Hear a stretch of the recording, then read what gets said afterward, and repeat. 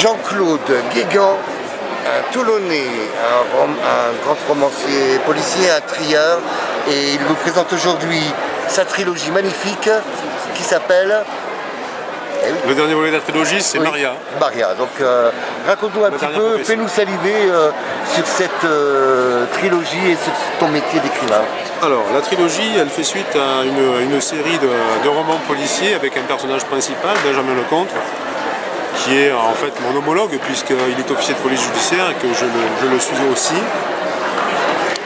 Et cette trilogie, elle prend une tournure, on va dire, un petit peu fantastique, dans la mesure où le personnage principal, Benjamin Lecomte, se rend compte de pouvoirs qu'il a en lui, qu'il ignorait jusque-là, et qui font prendre à ma série une tournure un petit peu chimérique, fantastique.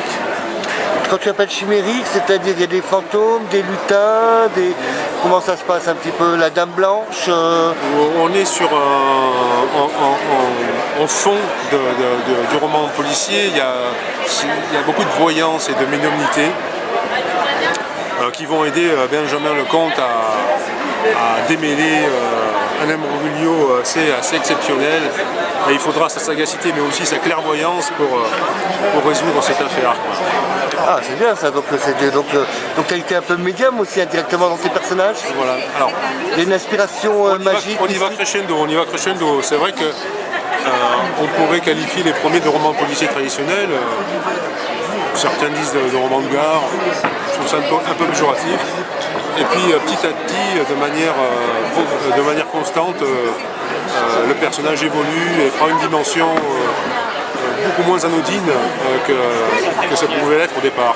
Et dans le décor, dans le paysage que tu as produit dans cette trilogie, quelles sont les images marquantes?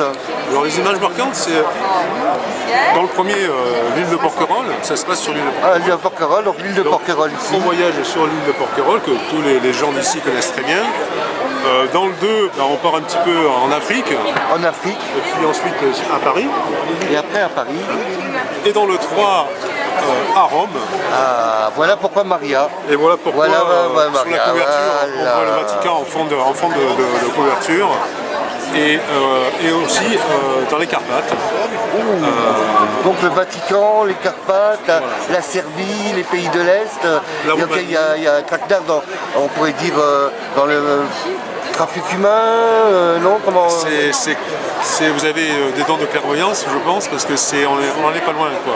Mais bon, je ne vais pas en dévoiler. On ne va pas dévoiler aux spectateurs et aux lecteurs qui sont vos fidèles pour connaître votre pub et votre marque, non? C'est ça aussi. Voilà. Surtout si le trafic humain porte sur des êtres... Et ces personnages aussi, donc ils soient un peu mystiques, un peu noirs, dans tous les sens du terme peut-être. Noir, bien sûr, mystique, beaucoup, oui effectivement, il y a beaucoup de... La partenaire dans ce livre-là, le dernier volet de la trilogie, ça va être Maria, et c'est une femme qui est une prophétesse, on peut dire ça, une prophétesse, donc beaucoup plus qu'une voyante, puisque au-delà de la voyance pure, il y a aussi c'est une grande philosophe, une grande historienne, une grande psychologue, et ça va bien au-delà de la voyance traditionnelle.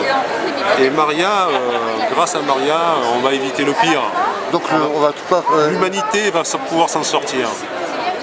C'est aussi une trilogie d'expérience aussi. Absolument. De courage. De courage, d'espérance. Tout ça, bien sûr, sur fond de thriller fantastique. Alors, quelles sont tes éditions là qui te produisent?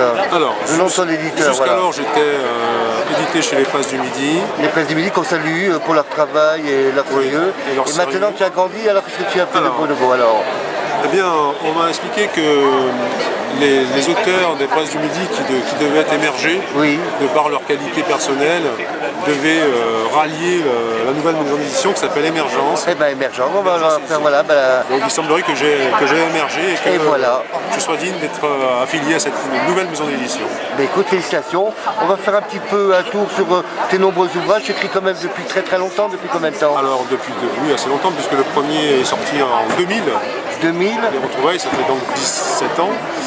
Et depuis, on va dire qu'il y a un moment... Et avant 2000, qu'est-ce que tu faisais de beau? Je n'écrivais pas encore du moins, et je me consacrais essentiellement à mon métier d'officier de police, qui était très prenant. D'où l'écriture aussi. D'où l'écriture, effectivement, quand on fait ce métier-là, on a besoin à un moment donné de le mettre sur le papier, mais en même temps, l'inspiration y joue beaucoup, et en fait, ce ne sont pas des histoires vraies au sens autobiographique, mais des histoires vraies plus imaginées, quoi. Et c'est ça qui me plaît beaucoup, c'est d'ajouter mon imaginaire pour moitié à des faits réels, à du vécu, quoi. En fait, c'est du vécu romancé. Et ces mots, quand tu les attrapes et que tu les poses sur le papier, et l'écrivain et le lecteur, quel effet cette trilogie, les trois? Alors je répète, tu vois, c'est-à-dire tu es écrivain, tu crées le mot, le sens, le livre, et tu vas au lecteur. Cette relation de cette trilogie entre l'écrivain, le mot et le lecteur, qu'est-ce qu'il y a de parfait dedans? Bon, la jonction, elle est facile à expliquer dans la mesure où mes lecteurs sont friands de suspense, de rebondissement et de romans policiers en général, de thrillers.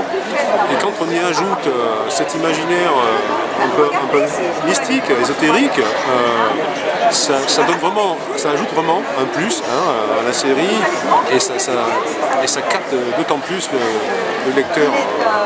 Et donc, ma deuxième question qui va venir maintenant, quels sont tes rêves à venir, autant pour tes lecteurs que pour toi, que pour les mots que tu vas saisir dans tes prochains ouvrages? Les rêves à venir, c'est de revenir à un roman plus noir, et de redémarrer la série sur le roman noir, en fait. Après cette expérience fantastique. Écoute, tu nous as parlé avec émotion, bienveillance, trilogie, parce que la trilogie se termine, donc il y a quelque chose de nouveau qui va renaître. Absolument. Et aussi, saluer tes lecteurs, tu vois un message personnel pour tes amis qui te suivent? Mes amis lecteurs, je les attends aujourd'hui, la du livre, 20e anniversaire. Dimanche, puisque c'est les 20 ans, et puis nous nous sommes donné rendez-vous par les réseaux sociaux. Les réseaux sociaux, notamment. Le téléphone arabe, le bouche à oreille. Et je pense qu'ils vont venir très nombreux me voir et discuter avec moi, comme chaque année d'ailleurs depuis une quinzaine d'années. De Toulon. Alors comment on fait pour te joindre? Par internet. Il y a internet, j'ai un Facebook. Donc Jean-Claude Guégan, Facebook. Et puis bien sûr mon site internet jean-claudeguégan.com. Voilà, donc qui est très complet et très agréable à consulter. On termine, donc on rappelle aux téléspectateurs, Jean-Claude Guégan, Maria, et c'est le dernier ouvrage de la trilogie, et ça se passe au Vatican, attention, c'est quelque chose à découvrir et à consommer sans aucune modération. Absolument. Bonne fête du livre, Merci beaucoup. Félicitations encore.